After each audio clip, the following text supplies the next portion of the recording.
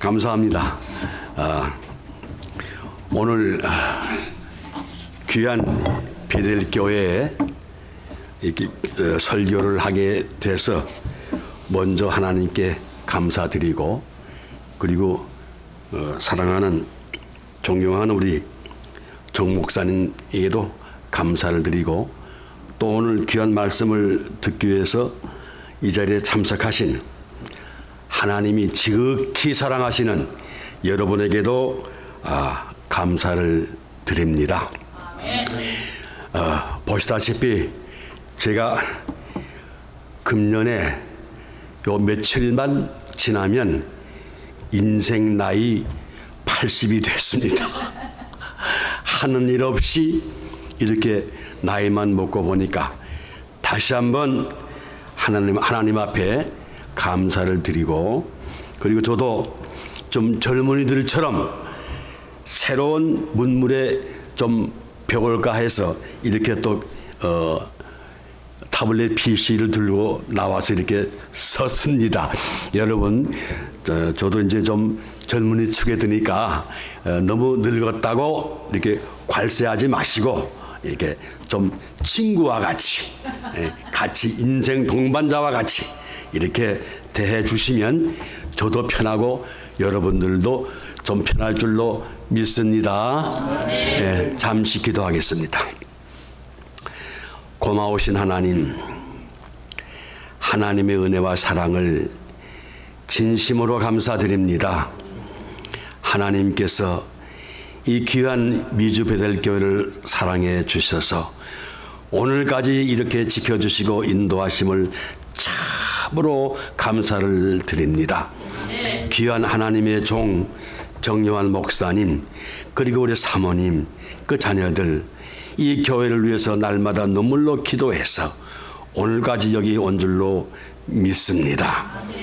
귀한 교회가 정말로 하나님 앞에 영광을 돌리는 놀라운 역사를 이룰 수 있도록 허락해 주시고, 마지막 때에 귀하게 쓰이는 하나님의 도구로 사용해 주시옵소서. 감사드리고 예수님의 이름으로 기도합니다. 아멘.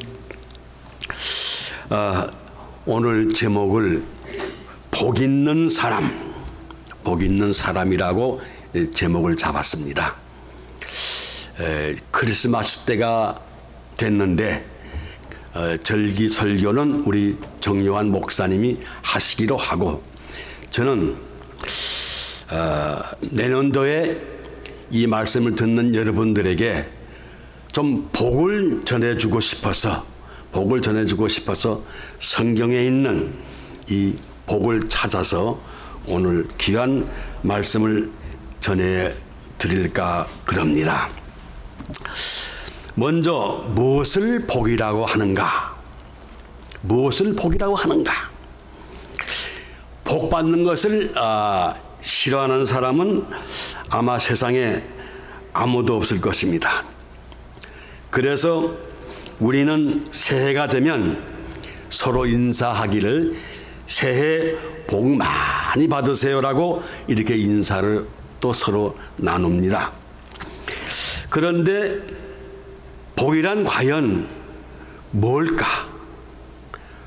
복 받는 것이 좋기는 좋은데 무엇이 복이냐고 이렇게 굳이 묻는다고 하면 요것이 복이다라고 꼭 집어서 얘기하기가 참 어렵고 까다롭습니다.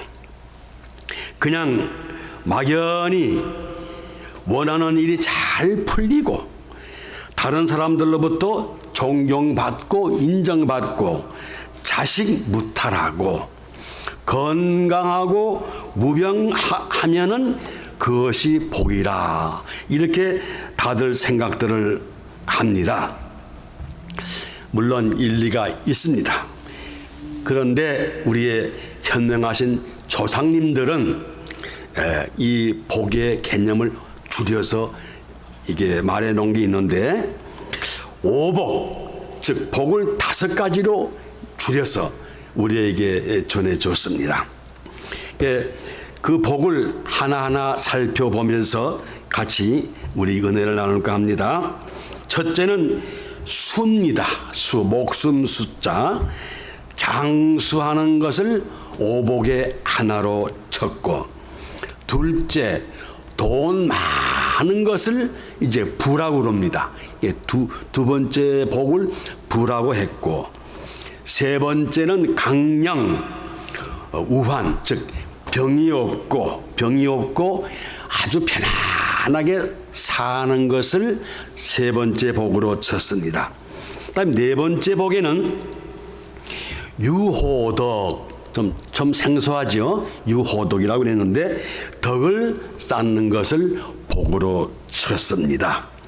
그다음에 끝으로는 고종명, 다시 말씀을 드려서 천수를 누리는 것을 이 오복 중에서 가장 마지막에 얘기를 하고 있는데, 이 천수는 하나님이 우리에게 주신 그 생명의 연한을 말합니다.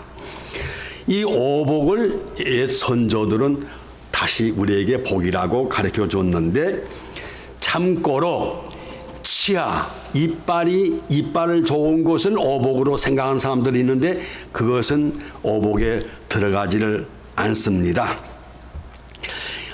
잘 생각하세요. 이빨은 오복에 들어가지 않아요. 그러니까 5가지 복.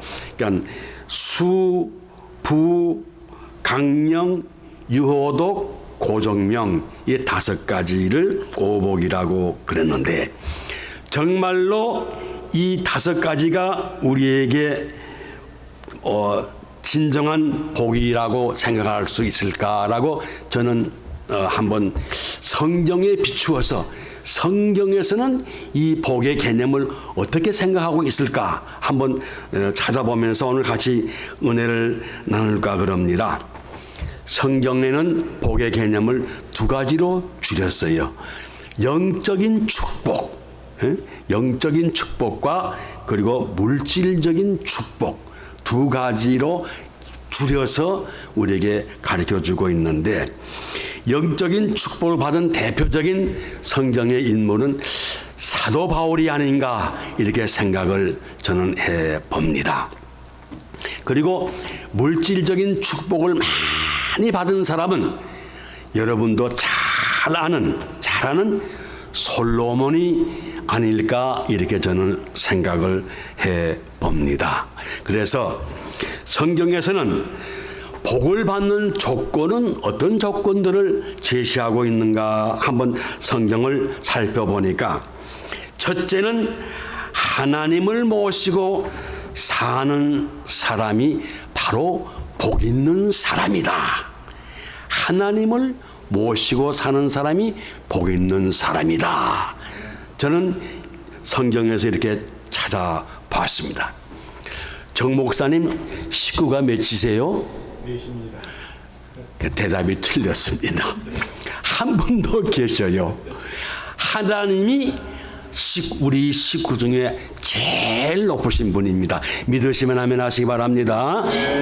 사람들은 흔히 눈에 보이는 식구만 식구로 생각하지, 정작 우리를 살려주시고 우리를 보살펴 주시고 늘 지켜주고 계시는 눈에 보이지 아니하는 하나님은 슬쩍 제외놓는단 말이에요. 이게 큰 잘못입니다.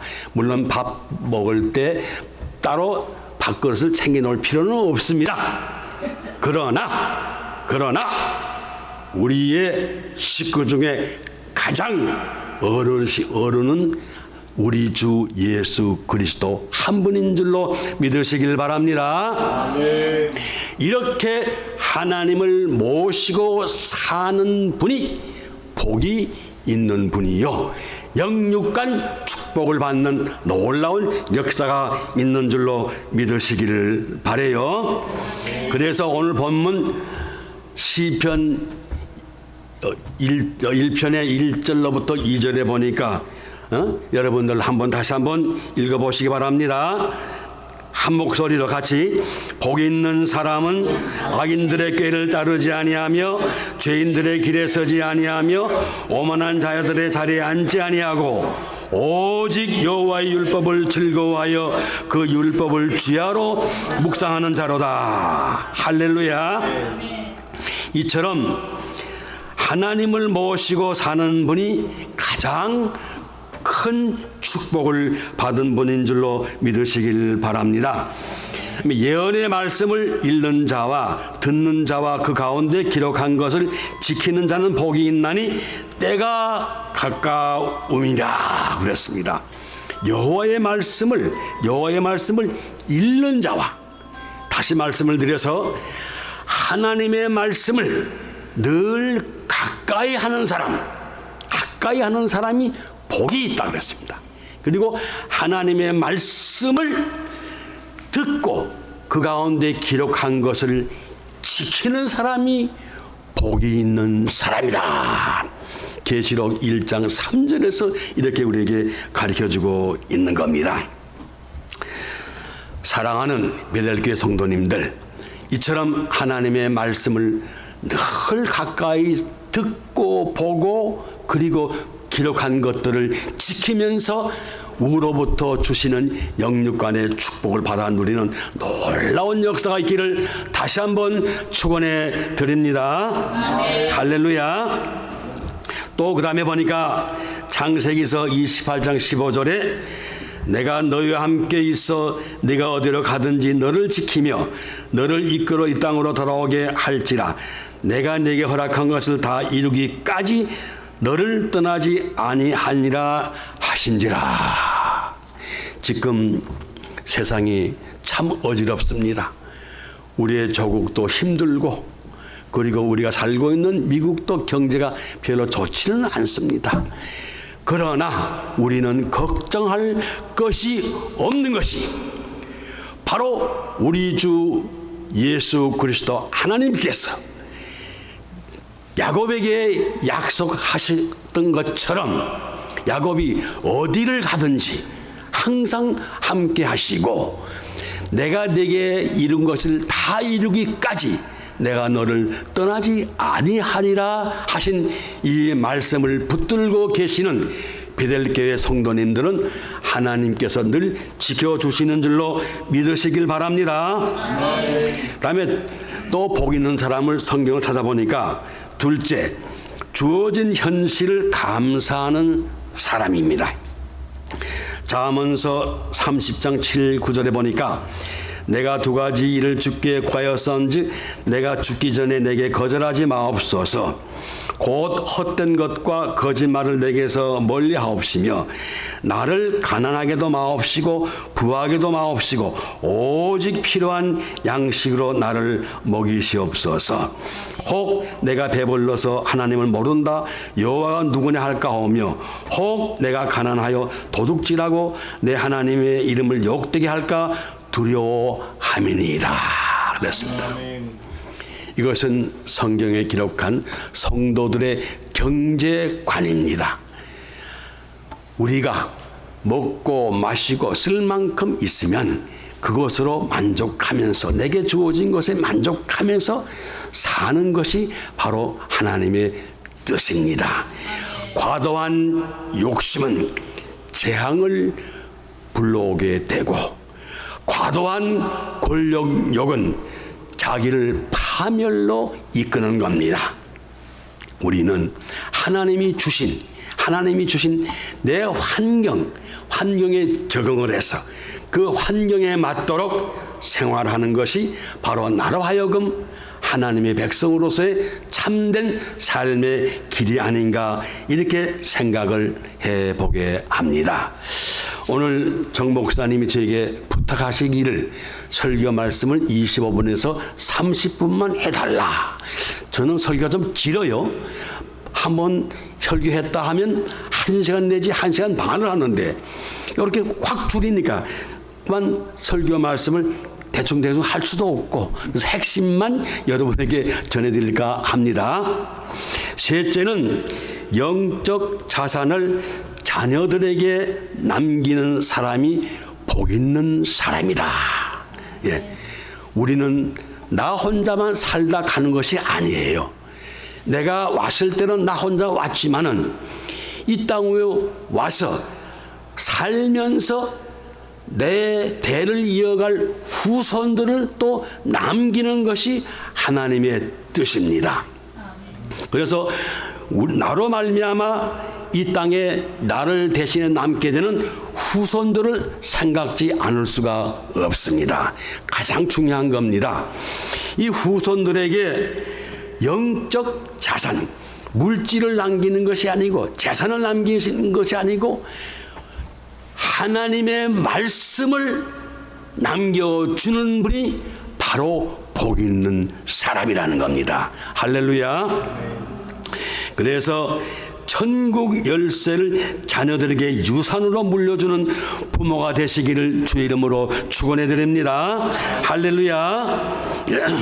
우리 예수님은 이 베드로에게 천국 문을 열 수 있는 열쇠를 그에게 남겨 주었어요.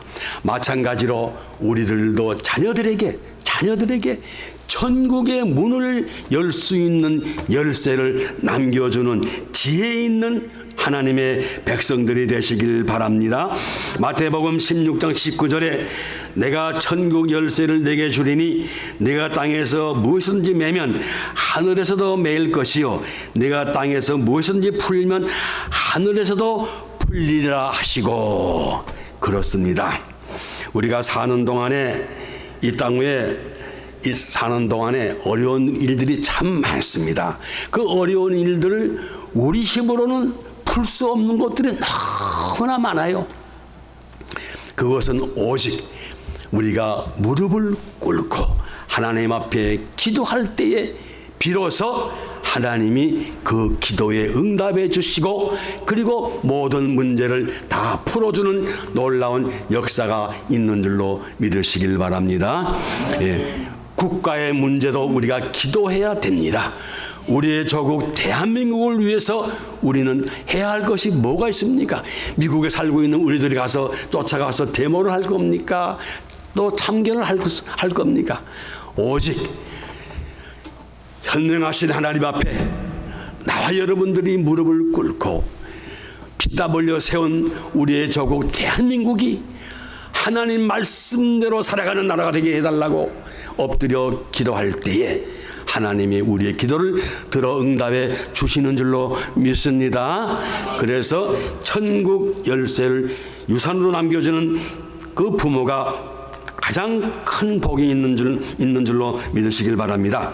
그다음에 믿음을 유산으로 남겨주는 부모가 복이 있는 사람이라고 성경은 가르쳐주고 있는데 히브리서 11장 6절에 보니까 믿음이 없이는 하나님을 기쁘시게 못하나니 하나님께 나아가는 자는 반드시 그가 계신 것과 또한 그가 자기를 찾는 자들에게 상 주시는 이심을 믿어야 할지니라고 이렇게 우리에게 가르쳐주고 있는 겁니다.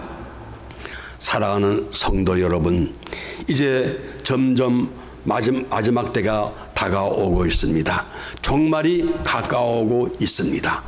이럴 때에 우리가 믿고 의지할 것은 무엇일까? 돈일까? 사람일까? 권력일까? 아무리 생각해봐도 그것은 다 끝이 있고 종말이 있습니다. 그러나 이 천지는 없어질지라도 말씀은 존재한다는 우리 주 예수 그리스도 하나님의 말씀을 믿고 따르고 지키고 실천할 때에 우리는 정말로 복 있는 하나님의 귀한 백성들이 되시는 줄로 믿으시길 바랍니다. 할렐루야. 이 믿음을 우리 후손들에게 남겨주는 부모가 가장 큰 복이 있는 줄로 믿으시길 바랍니다. 그 다음에 하나님의 뜻을 자녀들에게 가르치는 부모가 복이 있는 분입니다. 데살로니가전서 5장 16절로부터 18절에 보니까 항상 기뻐하라, 항상 기뻐하라, 쉬지 말고 기도하라, 범사에 감사하라. 이는 우리 주 예수 그리스도 안에 있는 하나님의 뜻입니다. 그랬습니다. 항상 기뻐하는 것을 가르치시길 바랍니다. 항상 기뻐하라는 그 말씀 중에는 긍정적인 삶으로 살라는 말씀도 그 중에는 포함되어 있습니다. 그러니까 이 세상을 살아갈 때에 항상 긍정적으로 살아가라는 이 생활 태도를 가르쳐주는 부모, 그리고 하나님 앞에 늘 기도하는 자녀가 될 수 있도록 가르치는 부모, 그리고 범사에 감사를 가르치는 부모가 가장 큰 복이 있는 사람인 줄로 믿으시길 바랍니다. 작은 것에 감사할 줄 아는 사람, 작은 것을 붙들고도 서로 나누면서 하나님 앞에 눈물 뿌리며 기도할 때에 더 크고 좋은 것을 맡겨주는 놀라운 역사가 있는 줄로 믿으시길 바랍니다. 할렐루야. 오늘 말씀을 결론을 내리겠습니다. 이런 귀한 말씀을 가르치는 가정에게는 하나님이 주시는 축복이 있는데, 시편 23편 1절로부터 6절까지 있는 말씀, 여호와는 나의 목자시니 내게 부족함이 없으리로다. 그가 나를 푸른 불밭에 누이시며 쉴 만한 물가로 인도하시는도다. 내 영혼을 소생시키시고 자기 이름을 위하여 의의 길로 인도하시는도다. 내가 사망의 음침한 골짜기로 다닐지라도 해를 두려워하지 않을 것은 주께서 나와 함께 하심이라. 주의 지팡이와 막대기가 나를 안위하시나이다.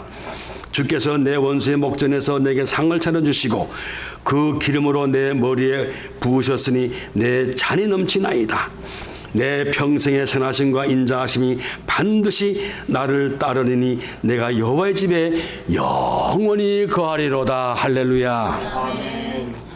시편 23편의 말씀이 이와 같이 복 있는 사람의 가정에 하나님이 늘 함께 하시고 동행하시고 또 역사해 주는 축복이 있는 줄로 믿으시길 바랍니다. 그래서 복의 그 결과는 가정의 평강입니다. 평강. 이 평강을 찾는 베델교회 성도 여러분 되시기를 다시 한번 주의 이름으로 축원해 드립니다. 기도하겠습니다. 고맙고